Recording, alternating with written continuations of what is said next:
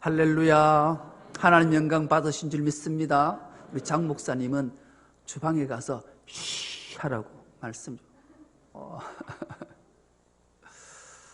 이게 우리가 그 교회 구조상 이게 판넬 하나만 이렇게 막아놔서 속삭이는 소리도 다 들려요. 그래서 주방에서 일하시는 분은 될 수 있으면 예배 시간에는 이 마스크 쓰고 반창고 딱 붙이고 이랬으면 좋겠어요. 그렇죠? 늘 주일 때마다 입 좀 다물어 주소 부탁하러 가는 것도 그렇고, 그래서 예배는 하나님께 올려드리는 시간이니까 방해받으면 안 되니까 그런 거죠. 자, 앞뒤 좌우 사람 보고 인사하겠습니다. 잘 오셨습니다. 주의 이름으로 축복합니다. 주의 이름으로 사랑합니다. 은혜 받을 줄 믿습니다. 옆 사람 보고 이번에는 마음을, 진실한 마음을 담아서 꼭 이렇게 얘기했으면 됩니다. 이렇게 얘기하겠습니다. 진짜 회개하기를 축복합니다. 빨리 하세요. 그 왜 안 해? 빨리. 자, 옆 사람 보고 진실한 마음으로 회개하기를 축복합니다. 오늘 우리 모두가 대림절 두 번째 주일을 맞이해서 왜 회개하라 하는가, 이런 제목으로 은혜를 나눌 건데요, 우리 모두가 정말로 진실한 마음으로 회개해서 하나님의 크신 영광과 은혜와 복을 받는 은혜가 있기를 축복합니다. 우리 통합총회 부총회장으로 당선된 김의식 목사님이란 분이 계세요. 이분의 간증하는 것으로 말씀을 열려고 해요. 이분이 신학교를 졸업하고 부임지를, 사역지를 찾다가 청빙나안에 우리나라의 그 노량진 교회라는 아주 유명한 교회가 있어요. 이 교회에 리민식 목사님이라고 총회장을 역임한 교회 청빙란을 보고 이력서를 냈더니만 어느 날 면접 보러 오라. 그래서 이 전사님이 면접을 보러 갔죠. 이 리민식 목사님이 이 면접에 세 가지를 질문하는 거예요. 첫째, 우리 노량진 교회는 사례가 적은데 바꿀물 각오가 돼 있는가? 묻더라. 네, 바꿀물 각오 돼 있습니다. 두 번째, 우리 교회는 일이 억수로 많은데 잠 못 잘 각오하고 있는가? 예, 잠 안 자고 열심히 하겠습니다. 세 번째, 우리 교회는 속 썩이는 교인이 억수로 많은데 참고 이겨낼 각오는 돼 있는가? 예, 각오되어 있습니다. 그래, 그럼 내일부터 출근하게. 그래서 노량진 교회 전도사로 사역을 시작하게 돼요. 가난하게 살 각오가 되어 있으니 사택으로 주는 교회가, 사택으로 주는 집이 3층에 옥탑방을 사택으로 준 거예요. 여름에는 너무 덥고 겨울에는 너무 추운데, 그때 결혼해서 딸이 2살 난 딸을 데리고 함께 사는데 그렇게 덥고 추위에 고생을 하게 되지요. 그리고 늘 일이 많은 게 치여서 밤늦게 퇴근하기를 밥 먹듯이 하고, 그렇게 힘들지만 그래도 기쁨으로 감대를 하고, 늘 신방을 다니다 보면 숙덕숙덕 교인들이 얼마나 목사들을 욕하는지 그것도 다 감내하고, 그렇게 3년을 보내던 어느 날, 그날은 잊지 못할 날을 맞이하게 돼요. 1987년 11월 3일 이날에 딸 하나를 낳게 되고, 그 딸 이름이 한나고, 한나가 5살 되던 해에 한나가 퇴근한 아빠를 붙잡고 이렇게 말해. 아빠, 나 선물 하나 사줘. 뭐 사줄까? 혜태 종합 선물 세트 하나 사주세요. 그런, 이 가난한 전도사가 무슨 돈이 있겠어요. 그래서 냉큼 답을 이렇게 해요. 한나야, 조금 있으면 성탄절이 다가오는데 예수님 탄생할 그날 선물 사주면 안 될까? 그러니 한나의 딸, 5살 난 딸이 네 하고 대답은 했는데 못내 서운한 듯 아쉬운 눈빛을 잊을 수가 없는 거예요. 사랑하는 딸이 혜태종합 선물 세트 하나 사달라는데 못 사주는 아빠의 심령이 어떠하겠냐고요. 그 딸아이의 눈빛이 선명하던 그 말을 듣던지 3일이 지난 후에 퇴근을 했는데 한나가 아픈 거예요. 감기가 건 거예요. 그래서 감기약을 지어 먹이고 잠을 재웠어요. 그리고 아내는 맞벌이를 한다고 약국에서 약사로 일을 하는데 그 약국을 이제 문 닫아주고 늘 퇴근하면 가니까 문 닫아주러 갔지요. 집에서 걸어서 10분 거리에 있었으니 10분쯤 갔다 오면 아무 이상이 없겠지. 딸아이를 재워서 갔으니까. 그래서 문을 닫아주고 아내하고 집으로 돌아오는데 도착하는 순간 깜짝 놀란 거예요. 그 1층에 한나가 떨어져 있는 거예요. 피투성이가 된 딸을 안고 흔들어 깨우는데 벌써 목숨이 끊어진 거예요. 경찰들이 와서 조사를 해보니 5살 나는 한나가 잠이 들었다가 잠깐 깼는데 아빠가 없는 거예요. 아빠를 찾으려고 문을 열어보니 문은 밖에서 잠궈놔서 나갈 수가 없는 거예요. 그래서 이 아이가 베란다로 나와서 하다가 발을 헛디뎌서 3층에서 떨어져서 적사한 거예요. 그 딸아이를 안고 얼마나 울었는지. 그렇게 장례는 이럭저럭 치루었어요.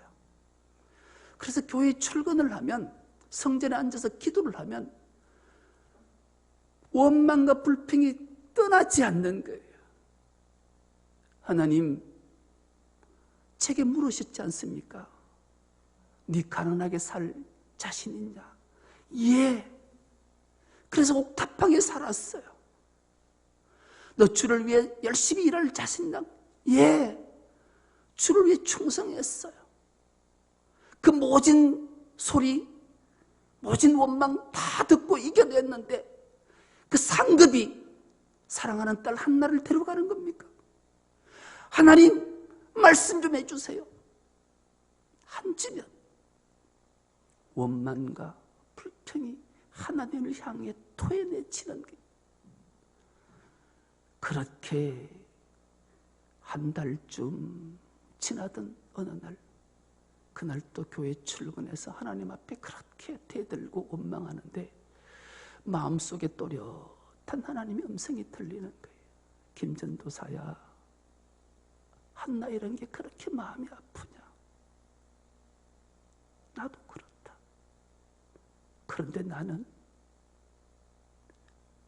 니를 위해 독생자 하나밖에 없는 아들 십자가에 죽였다. 그 음성이 또렷하게 자신에게 들리는 거예요. 그러자 이 김희식 목사는 벌썩 주저앉아서 다시 마음을 추스리고 두 손을 모아 하나님 앞에 진실한 마음으로 회개했다라는 거죠. 주님, 잘못했습니다. 주님, 제가 죄인임을 깨닫습니다. 이제부터는 정말 한나를 천국에서 만나는 그날까지 맡겨준 사명 잘 감당하겠습니다. 주님 말씀에 순종하며 살겠습니다. 그렇게 처절하게 참되게 하나님 앞에 회개했다라는 거죠. 그리고 크리스마스를 맞이하게 되고, 크리스마스 예배를 마친 후에 혜태 종합 선물 세트 하나를 사들고 노량진 동산에 올라가 한나의 무덤 앞에 놓고 한나와 작별 인사를 했다라는 거예요. 한나야, 아빠가 미안해. 그래, 사랑해.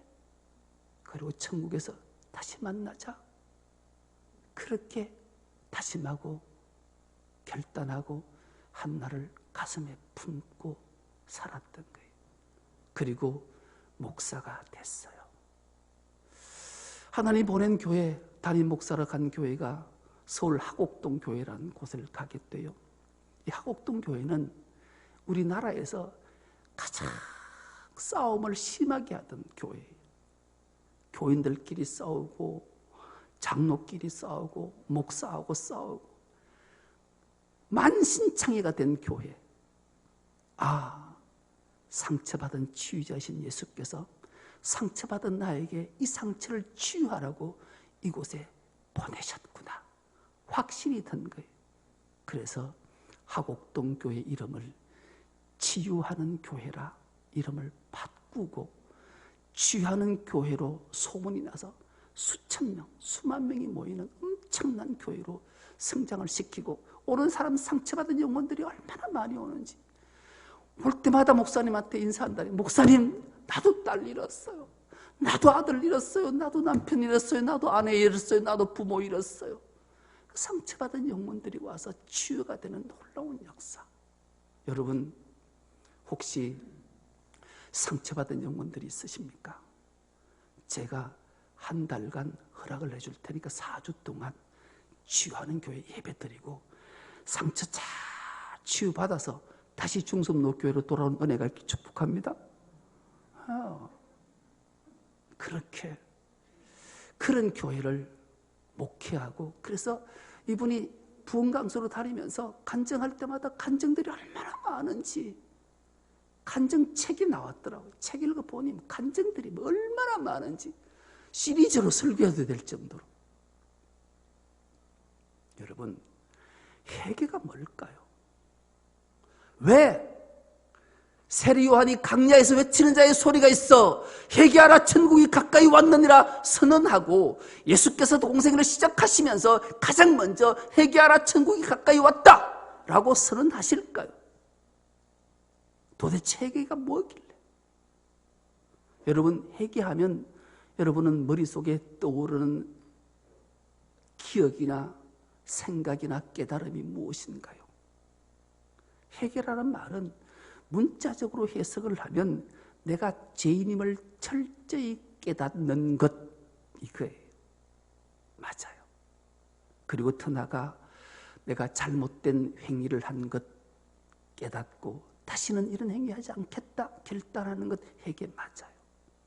그리고 윤리도덕적으로 좀 정결하게 깨끗하게 살겠다 다짐하는 것, 회개 맞아요. 그러나 진짜 회개는 그게 아니에요. 성경이 말하는 회개는 무엇을 회개라 하는가? 한번 따라하겠습니다. 하나님의 언약에서 떠나있던 삶에서 돌아와서 하나님의 언약 안에 들어와 사는 것. 그렇습니다. 이게 회개예요. 뭐라고요? 회개는 하나님의 언약, 약속에서 떠나있던 삶을 알고 과감하게 돌아서서 하나님의 언약, 약속 안에 들어와 사는 것, 이게 회개예요. 하나님의 언약, 약속이 뭘까요? 하나님의 말씀 앞에 순종하고 말씀 안에 거하고 하나님의 통치를 받고 영생 복락을 누리라, 이게 회개라는 거예요. 그러니 이 회개는 얼마나 우리에게 중요한지, 왜 우리가 회개해야 되는지, 왜 세리 요한이 예수님께서 회개하라고 그렇게 말씀하시는가를 우리에게 알게 하는 말씀이에요. 회개하는 은혜가 있기를 축복합니다.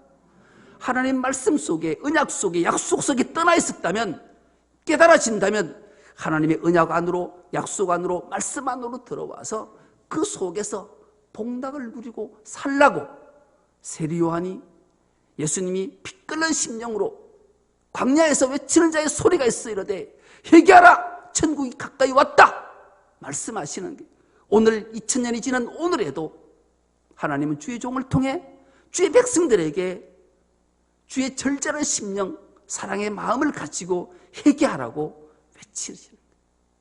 그래서 우리 모두가 진실한 회개를 하는 은혜가 있기를 축복합니다. 그렇게 회개를 왜 하라고 하는가? 천국이 가까이 왔기 때문이다, 그렇게 말씀해요. 여러분, 천국은 두말할 것도 없이 죽어서 가는 천국이지만 살아서도 천국의 삶을 살아야 돼요. 이 천국인 거예요. 주님이 우리에게 가르쳐 주신 기도 있잖아요. 하늘에 계신 우리 아버지, 아버지 이름을 거룩하게 하시며 아버지의 나라가 오게 하시며. 아버지 나라가 천국인 거예요. 아버지의 뜻이 하늘에서 천국에서 이루어진 것 같이 땅에서도 이루어지이다. 아멘. 땅에서도 이루어져야 돼. 이게 천국이에요. 그래서 천국은 죽어서 가는 곳이 아니라 이 땅에서 하나님의 통치, 하나님의 말씀, 하나님의 말씀 안에 거하고 그 언약 속에 거하는 것이 천국인 줄 믿습니다. 왜요? 그 천국이 가까이 왔다 말씀하기 때문에.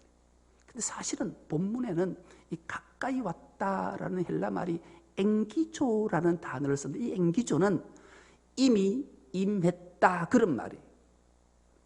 이 말은 왜 세례 요한이 예수께서 회개하라 천국이 가까이 왔느니라고 말씀하시는가 하면, 하나님의 언약과 약속 안에 들어와 살아야 되는 이유는 주님의 통치, 주님의 말씀이 이미 내게 임해서 그 말씀이 예수 그리스도가 하나님이 내 안에 자정하시고 나와 함께 하시기에 우리는 그 통치를 받고 그 말씀 속에 순종하는 삶을 사는 것이 마땅히 성도된 구원받은 자의 본분임을 우리에게 일깨워주는 말씀이기 때문입니다. 이것이 깨달아지는 은혜가 있기를 축복합니다. 왜 세례 요한이 광야에서 이렇게 외쳤는가?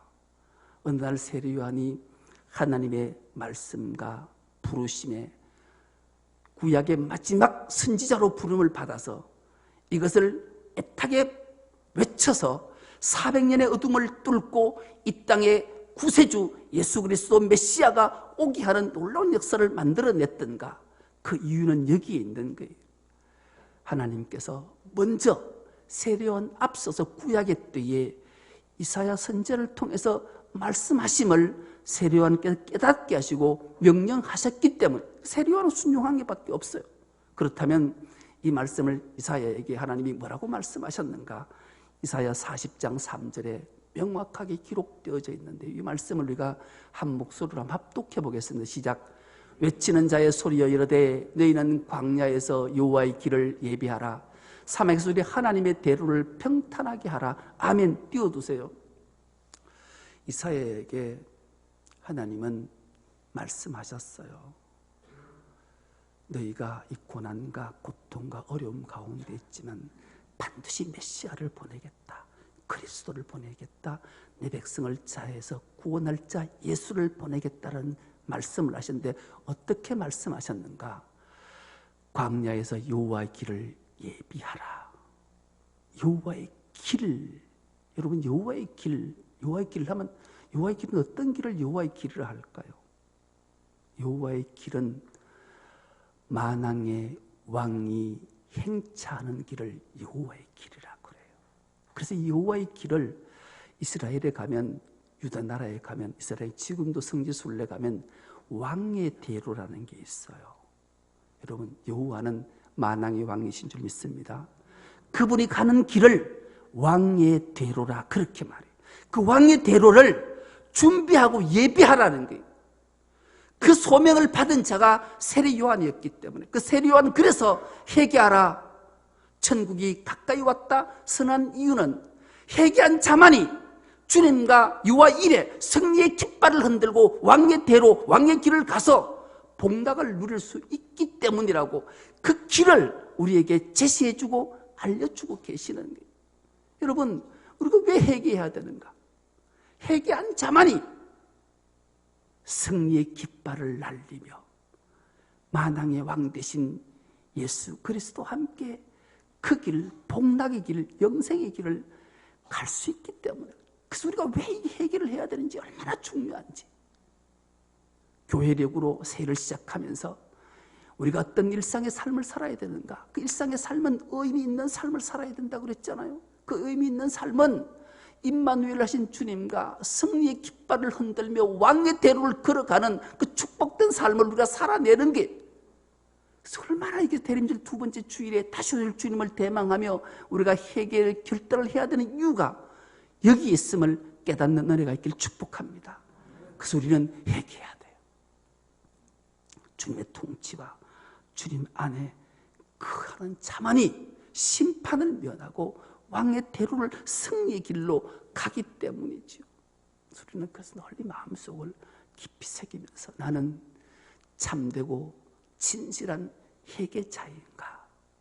그래서 주님 말씀 앞에 순종하며 살아가는 자인가? 이것을 늘 기억하고 오늘 예배하는 우리 모두는 이런 자인 줄 믿습니다. 교회는 늘 세 부류의 사람들이 존재한다고 성경은 우리에게 기록하고 있어요. 대표적으로 깊은 주의 일들을 잘 감당했던 대표적인 사도 한 명을 꼽으라면 사도 바울을 기억하잖아요. 이 사도 바울이 주님을 만나서 정말로 진실한 회개를 통해 하나님의 종이 되고 하나님의 부의 사명을 잘 감당하기 위해 1차, 2차, 3차 전도 여행을 하게 됐잖아요.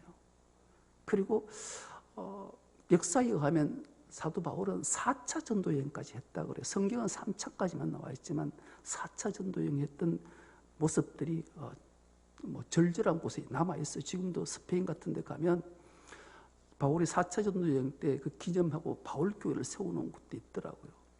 성경에 그렇지만 사도 바울은 죽을 때까지 전도 여행을 했던 사람이고 교회를 가는 곳곳마다 세워서 주의 일꾼들을 세웠어요. 그런데 사도 바울이 이제 주님의 부름 받을 때가 가까운 줄 알았어요.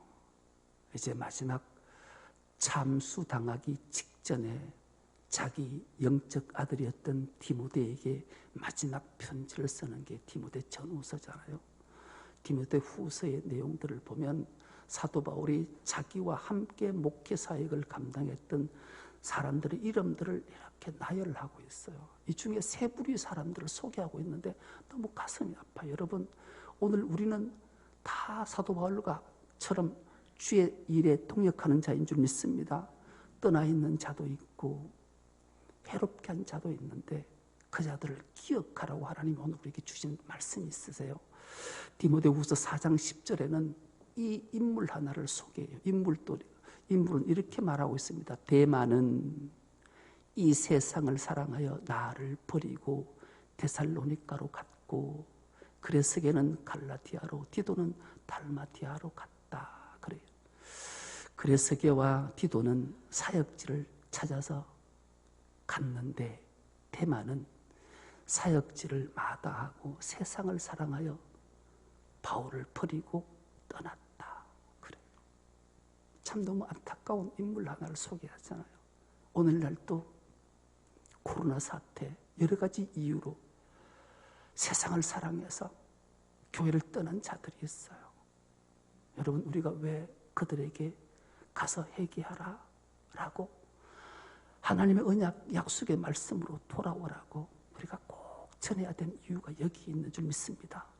그래서 우리 목장들마다 목원들 떠나 있는 목원들에게 꼭 찾아가서 다시 하나님의 언약 안으로 약속 안으로 돌아올 수 있도록 반드시 찾아 신방해서 말씀 전할 줄 믿습니다.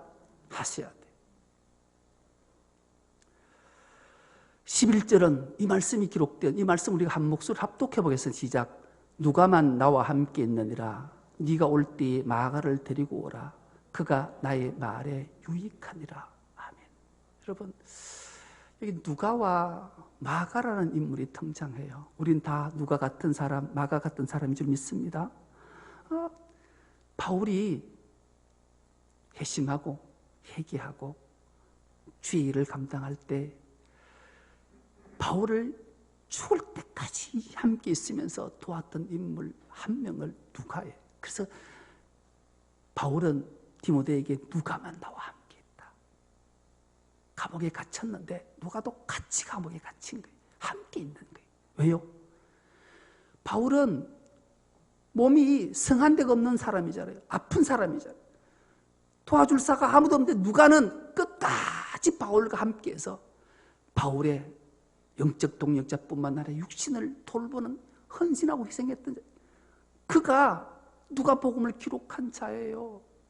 마가를 우리가 기억하잖아요. 마가는 헬라 말로는 마가고 히브리 말로는 요한이에요. 그는 바나바의 생질이었어요. 처음에 은혜를 받고 바울과 함께 1차 전도 여행을 떠났다가 도중 하차해서 바울로 미움을 받았잖아요. 그런데 그 마가는 얼마나 위대한 인물이었던지 나중에 바울이 깨달았어요.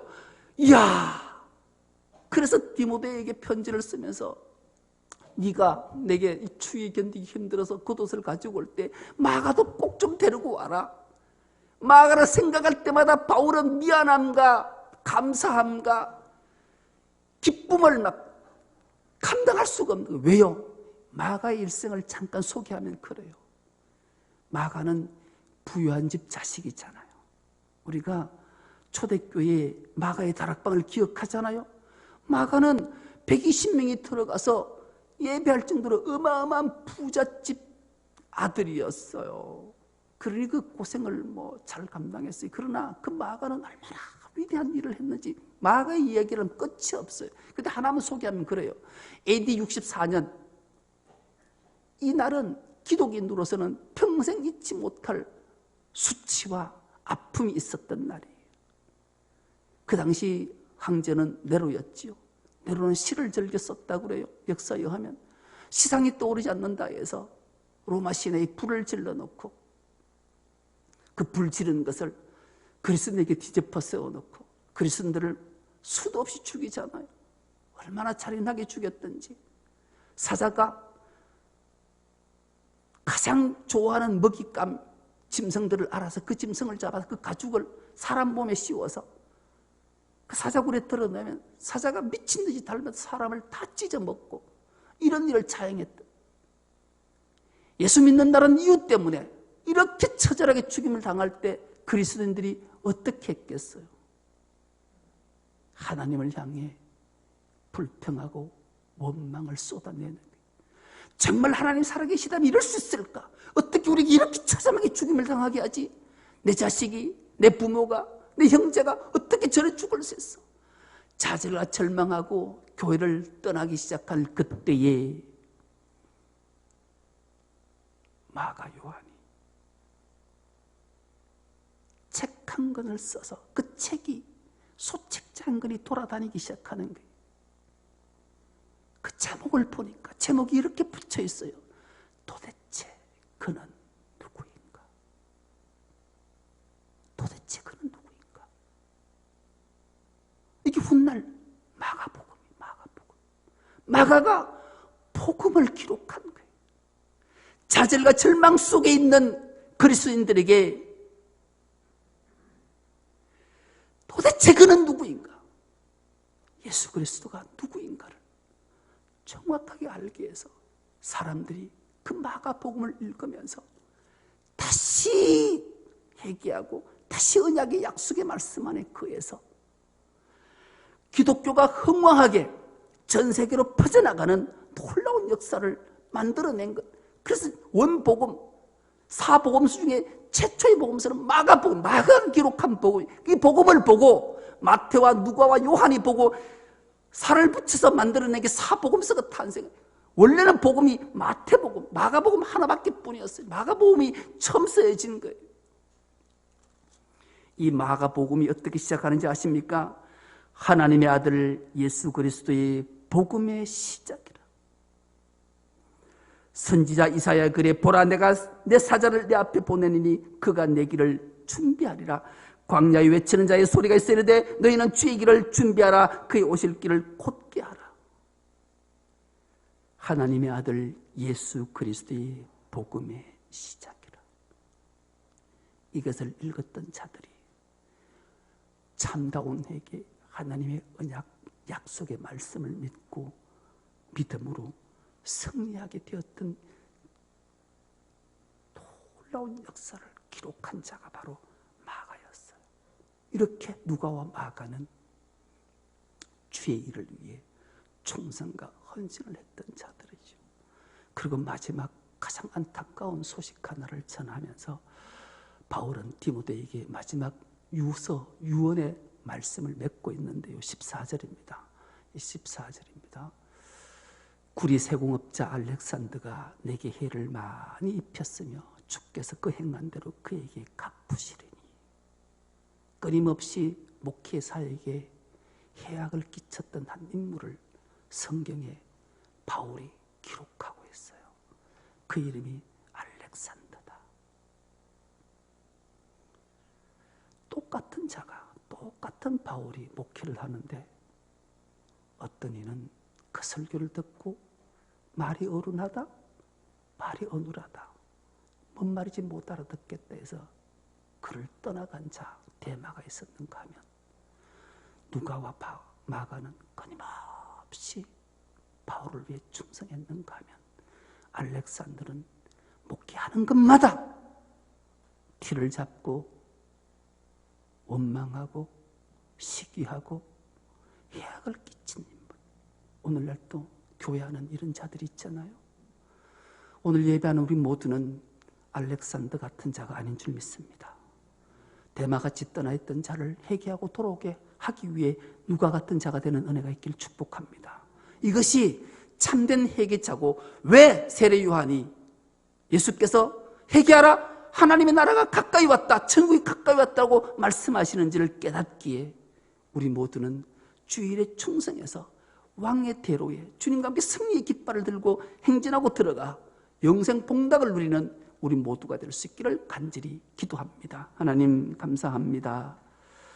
대림절 두 번째 주일에 우리를 부르시고 왜 해결하는지를 깨닫게 하셨사오니 우리 모두가 임마누엘 하신 주님과 늘 동행하며 왕의 대로를 힘차게 승리의 깃발을 가지고 나아갈 수 있는 우리 모두가 되게 하여 주옵소서. 감사드리오며 예수님의 이름으로 기도드리옵나이다. 아멘.